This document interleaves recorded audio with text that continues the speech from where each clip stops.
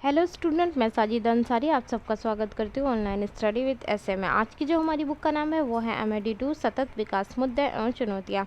आज का MA second year IGNOU university. आज का जो हमारा टॉपिक है वो ये है, भारत में पर्यावरण संरक्षण के लिए जनहित मुकदमों द्वारा निभाई गई भूमिका पर किन्हीं दो उदाहरणों के द्वारा प्रकाश डालिए। ठीक है, भारत में पर्यावरण संरक्षण के लिए जो जनहित द्वारा जो मुकदमे उठाए जाते हैं उनके बारे में बताना है। आइए देखते हैं। पर्यावरण संरक्षण के प्रति न्यायपालिका की वचनबद्धता के कारण ही जनहित मुकदमों का विकास हुआ है। पर्यावरण संरक्षण में जो न्यायपालिका ने अपनी भूमिका निभाई है ना, उसी के कारण जनहित मुकदमों का विकास हुआ है, ताकि सामाजिक एवं पर्यावरणीय न्याय सुनिश्चित हो सके। ठीक है, समाज में जो पर्यावरणीय न्याय है वो सुनिश्चित हो सके। और जनहित याचिका के माध्यम से पर्यावरणीय मुद्दों के कई मामले शुरू किए गए हैं। इनमें से कुछ मामलों का संक्षिप्त में विवरण इस प्रकार है। फर्स्ट पॉइंट है देहरादून की चूने खान का मामला। ठीक है, देहरादून की जो चूने खान का मामला हुआ था वो भी पर्यावरण से संबंधित था। ठीक है, तो जनहित मुकदमों द्वारा ये उठाया गया था, क्योंकि वो वहाँ की आसपास की जो जनता को उससे बहुत ज़्यादा नुकसान हो रहा था, तो इसलिए उठाया था, इसलिए जनहित याचिका दर्ज की गई थी।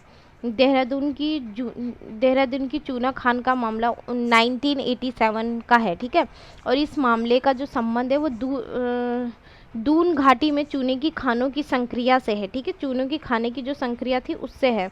याचिकाकर्ताओं का कहना था कि इनसे क्षेत्र की पहाड़ियों की जो पारिस्थितिकी को गंभीर खतरा पैदा हो रहा है। ठीक है, उनका क्या कहना था, जो चूने की जो खान है ना, उनसे क्या हो जा रहा है, जो पहाड़ियों का जो वातावरण है, पारिस्थितिकी जो वातावरण है, उससे बहुत ज़्यादा खतरा पैदा हो रहा है, और वहाँ के आसपास की जो जनता है उससे भी बहुत ज़्यादा खतरा हो रहा है।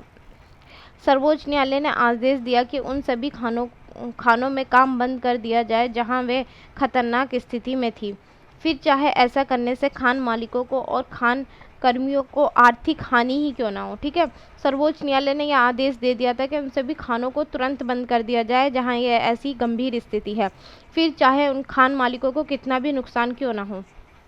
ऐसा करना जनसाधारण के स्वास्थ्य पर्यावरण में रहने के अधिकार को सुरक्षित करने का है। ठीक है, जनसाधारण का यह अधिकार होता है ना कि हम स्वच्छ वातावरण में रहें, तो उनको उन अधिकारों को सुरक्षित करने के लिए आवश्यक था, चाहे इसके लिए कोई भी मूल्य क्यों ना चुकाना पड़े।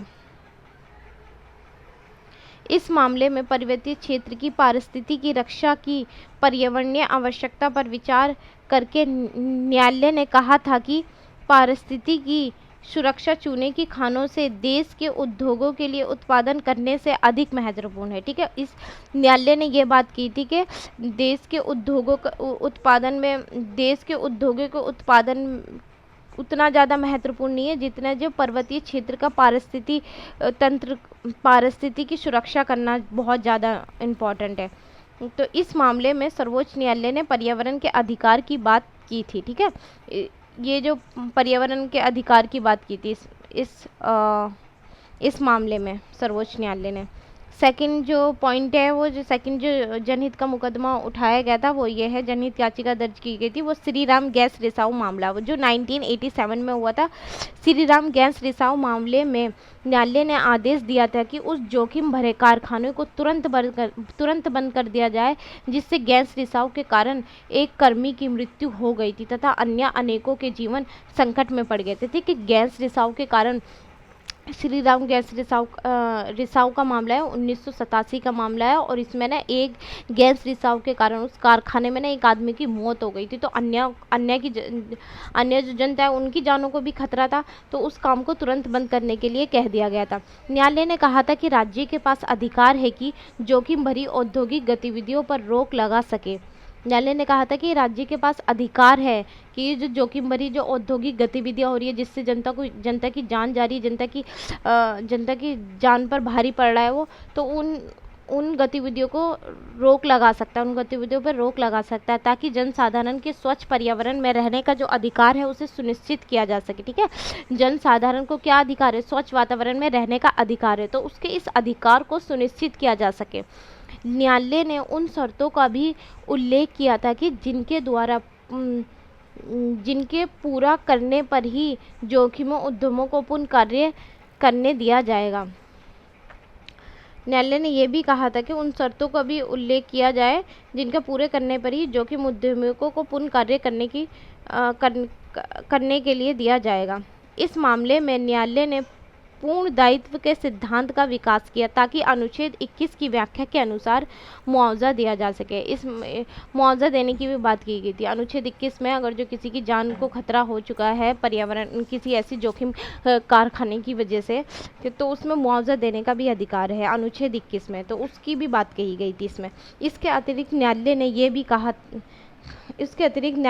भी कहा कि जीवन के अधिकार में प्रदूषण के जोखिम से पीड़ित व्यक्तियों को मुआवजा मांगने का अधिकार निहित है। इसके अतिरिक्त ये भी कहा था कि जीवन के अधिकार में प्रदूषण के जोखिम से पीड़ित व्यक्तियों को, मतलब प्रदूषण के कारण अगर जो किसी पीड़ित व्यक्ति है, प्रदूषण के कारण वो पीड़ित हुआ है, मतलब प्रदूषण के कारण ही तो वो जोखिम भरे कारखाने में वो काम करता था, उद्योगों में काम करता था, उस प्रदूषण के कारण उद्योगों में वो जो उद्योगों के कारण मरा है तो वो मुआवजा तो मांगेगा ही ओब्वियसली। तो जो उस और इसमें इस बात का अनुच्छेद में भी इस बात की बात कही गई है, तो उसे मुआवजा मांगने का पूरा अधिकार है। आज का हमारा टॉपिक यहीं समाप्त होता है। अगर आपको मेरी वीडियो अच्छी लगे तो please like share and subscribe जरूर करें। Thank you.